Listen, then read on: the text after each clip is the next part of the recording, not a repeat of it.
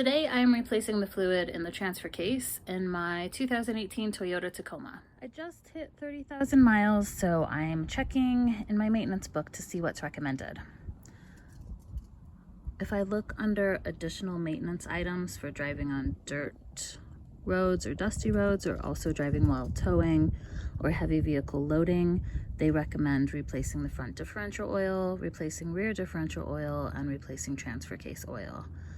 Basically, I drive my car a lot. I deliver parts, I put some heavy loads in it, so I'm gonna go with the additional maintenance items. Next thing I need to do is figure out what kind of fluids I need for the front differential, rear differential, and transfer case. This is my owner's manual. There's a handy dandy, whatchamacallit, alphabetical index at the back. So I'm looking under differential so I don't have to flip through a million pages. I know it sounds silly, but there's a lot of fantastic info in here, especially if you're driving a new vehicle. The fluid I will need to drain and fill in my transfer case is a straight 75 weight. I'll need a little over a quart. So I found these guys on the internet, blauparts.com. I think they're based out of Wisconsin, and basically they sell a kit that includes all the fluid you need to service your front and rear differential and the transfer case on my 2018 Tacoma. This was shipped to me for $102, including shipping, and I have 7 quarts, so definitely cheaper than the $36 per quart they were quoting me at the Toyota dealership. I've got 6 quarts of 75W85 for the diffs, and then 1 quart for the transfer case. I think the easiest way to access the transfer case is behind the right front tire.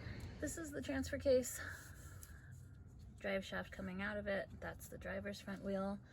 This is the fill plug. This is the drain plug. So you'll need some kind of drain bucket. Pretty sure these are 24 millimeter. You can use a wrench or a ratchet. Always, always, always loosen the fill plug before draining the fluid.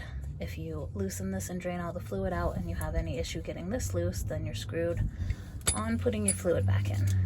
So we're gonna loosen them both up. It also helps the flow when you're draining it to have the fill plug. Leaks pulled out.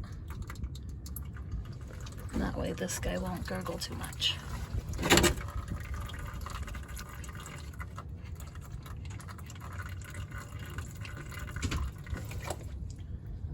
Both of these drain plugs should have a washer on them.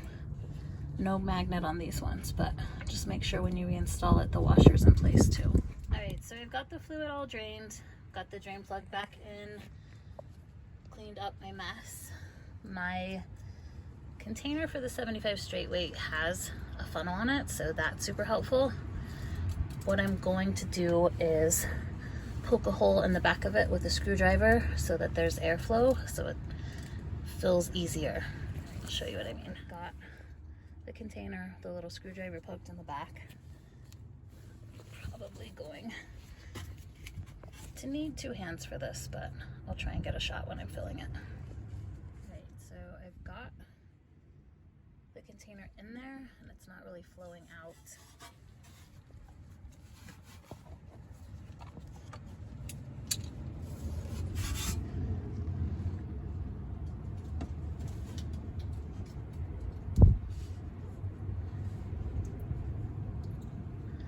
If I get that little hole going in the back, then that allows the fluid to slowly